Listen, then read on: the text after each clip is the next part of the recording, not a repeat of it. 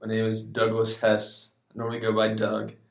And my home parish is St. John the Baptist Catholic Church in Madison, Alabama, where I'm currently assigned this first summer. Um, and so my current residence is here at St. John's at the rectory, but I go to seminary up at the Pontifical College Josephinum in Columbus, Ohio. So that's where I'll be, at least for this next year. Um, Current work is seminarian, um, and my hometown is also here in Madison, Alabama. And my engineering discipline, I got my undergrad degree in mechanical engineering.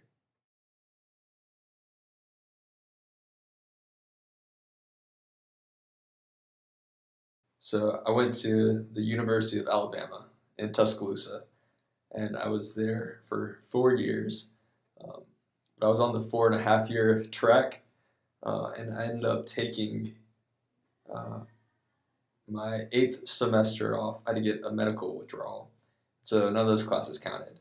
And then I took the next 2 semesters off, um, where I was kind of discerning my vocation.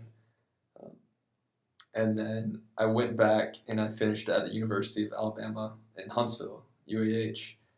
I finished 2 full semesters and then a summer semester to finally finish my mechanical engineering degree.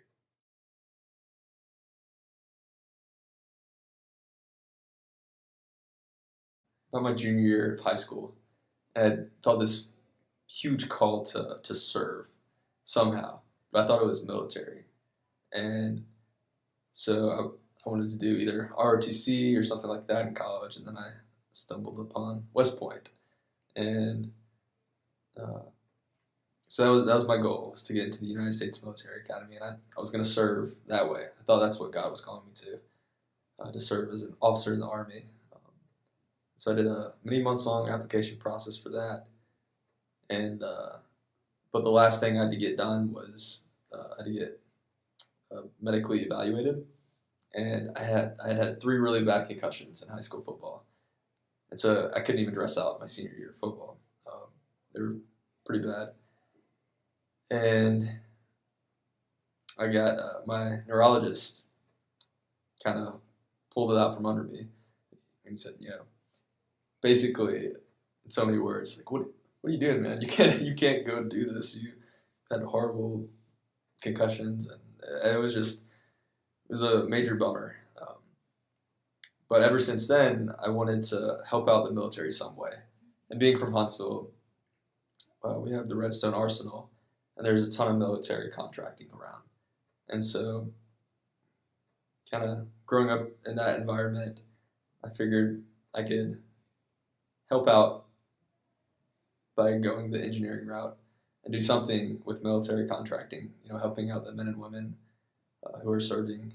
And because I was just so attracted to that idea of the life of service, and it was just, um, I just loved it.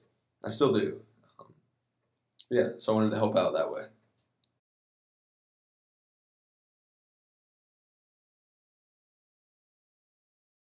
I thought about civil.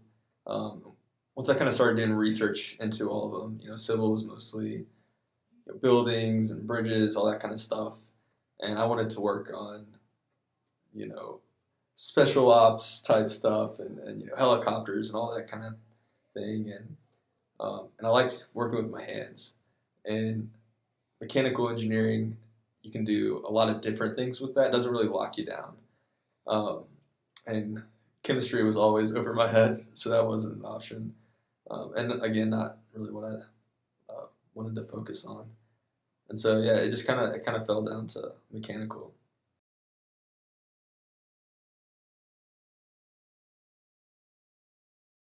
Yeah, so I had 2 internships. The first one was with Higher Echelon, um, and that was on the Redstone Arsenal. And basically, I worked in the department of, it was a gaming system. They're working on building a football app um, that was very intuitive, and they wanted to work with like a Google Glass type thing where you could put on the glasses and then kind of look out and see like this virtual uh, defense, and you could put in your plays and like the 40 times of your wide receivers things, and the quarterback could kind of like hike the ball and by himself look out on the field and see the players get. So it was this whole thing. So it was really cool. Playing football in high school, it just kind of worked out. It wasn't mechanical engineering at all. It was a lot of computer science, but it was really, really interesting. Got me some good experience, and got me a secret clearance, which would be helpful for working on the Arsenal one day. So that was my first internship experience, and then the next summer and winter I worked for Science and Engineering Services in Huntsville, and they work on they demod and then modify helicopters. So I was working on a Black Hawk system for a little while there. I worked on some like laser systems they had, and so it was really cool, very hands on. I mean, I was climbing on top of Black Hawks and like in them, and so that was really enjoyable. That's like exactly the kind of stuff that I wanted to do. But then other than that, it was once I finished my degree, I was going into seminary. So that was my only real experience in the engineering world working.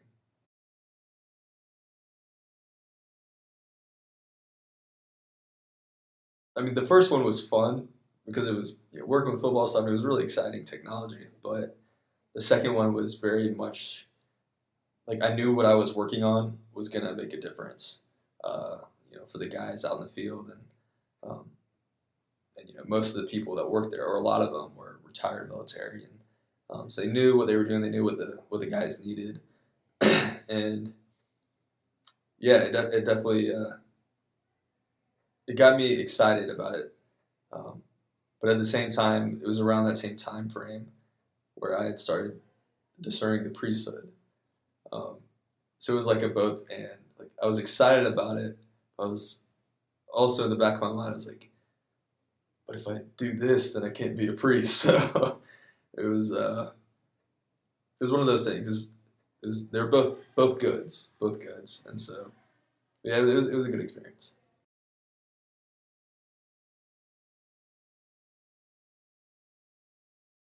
So yeah, the first couple years of college, um, after the whole West Point dropout thing, and then going to dropping out underneath me to go into Alabama, I really got away from the faith. I lost trust in God. I thought that's how I was going to serve. I thought that's what He really wanted. And then when it came out from under me, I was very rebellious, you could say. And so for a good 2 years, I was away from the faith. Um, there were some miraculous events. God gave me a 2x4 to the back of the head that kind of got me back on the right path.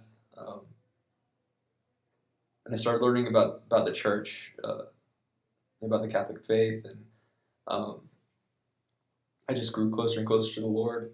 But that call to service never went away. And the more I learned about the church, the more I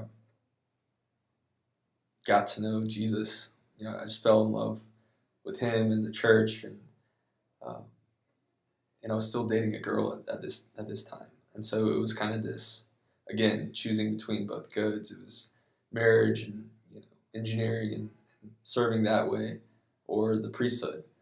And the closer I got to graduating, the more I realized that I was being called to the priesthood, at least to go to seminary and to see.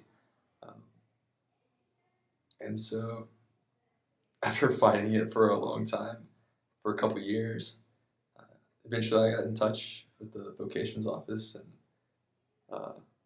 during the year in my senior year, and went back to UAH to finish my degree, knowing that I wanted to go to seminary after. And so that was like the motivation I had to finish it out.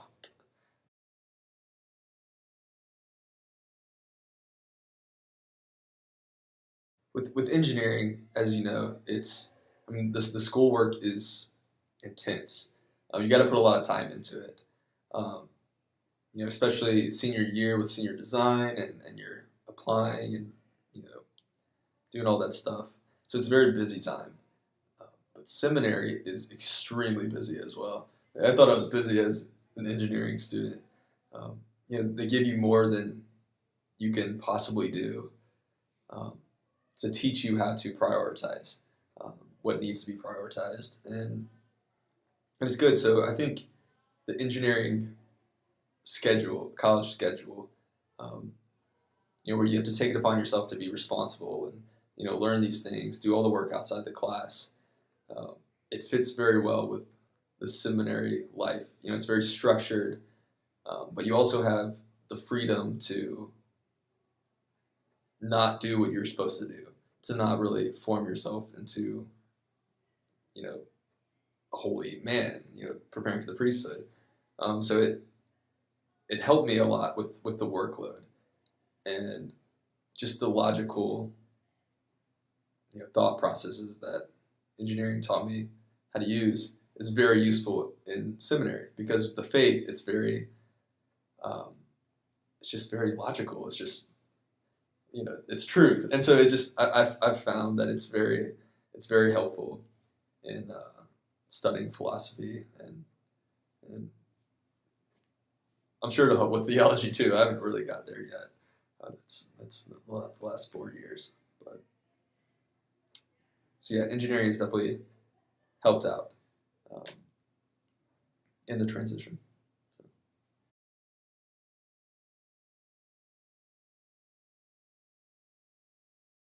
Not as much as it did until my senior year, my senior design project.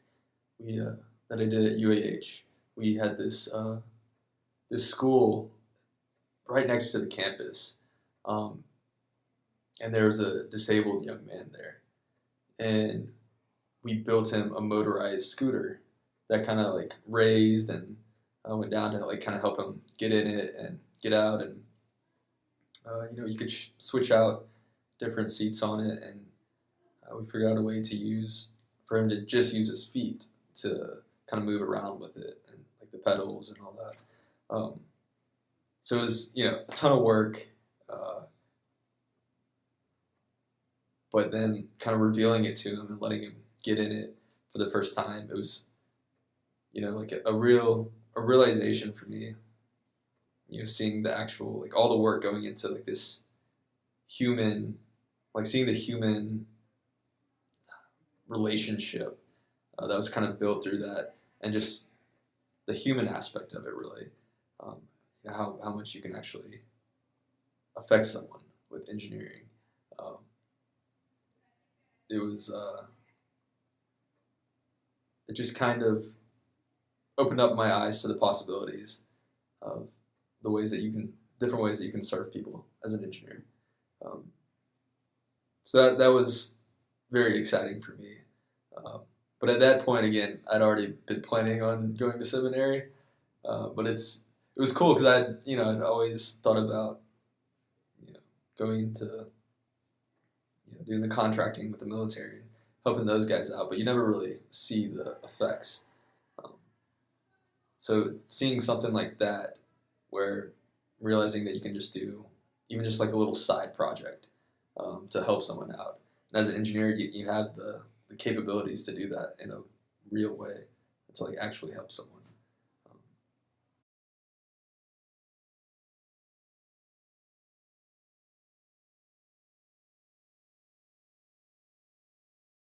yeah, so there's a lot for this one.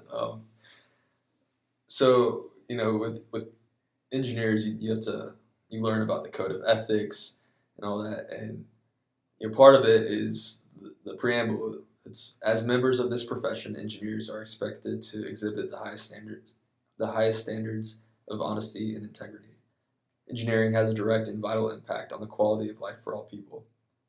Accordingly, the services provided by engineers require honesty, impartiality, fairness, and equity, and must be dedicated to the protection of the public health, safety, and welfare. And so, like at the base foundation level of engineering. It's for the other, and it's um, living a faithful Catholic life is going to help you be so much more capable of fulfilling the duties of an engineer, um, how it should be, based on serving the other. Um, and I would advise on seeking after ways of serving those most in need, and to bring Christ to them in a way through you, by the way you act, speak, and treat those that you come into contact with. And again, not saying that you have to move to another country to do that. Whether no matter what your main job as an engineer, living a faithful Catholic life, it's going to help you to be a holier person and, again, a better engineer. But whether it's a little project on the side, or whatever it is, just recognizing the power that you have to change lives for the better, through the wisdom and the technology that you're able to make use of. It's very empowering, and I would advise you not to waste it.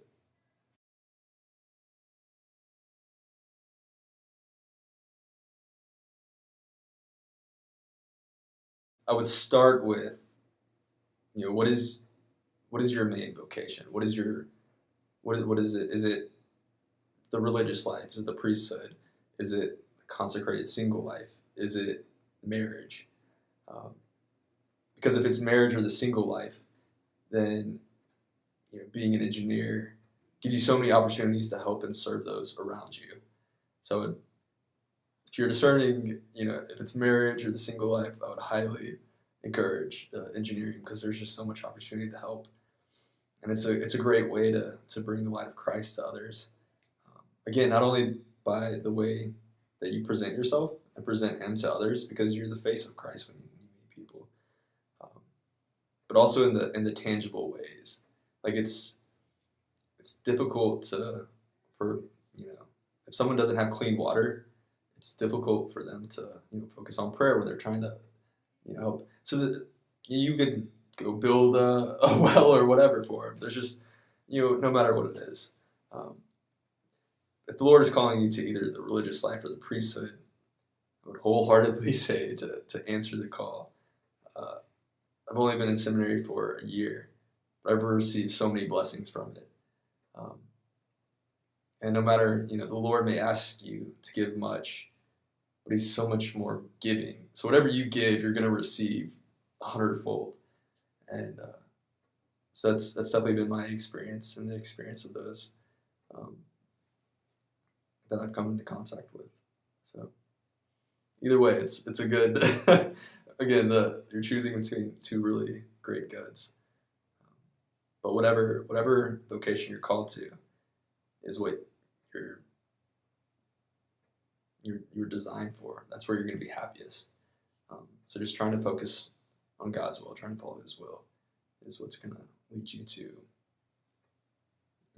a life of happiness and fruitfulness.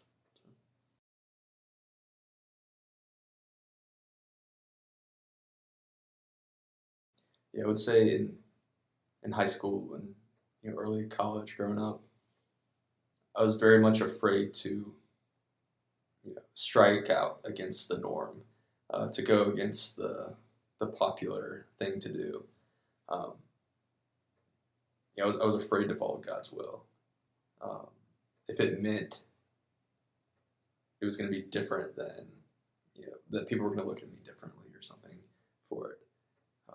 And at times it can definitely be difficult to stand out for following Jesus and not following the crowd.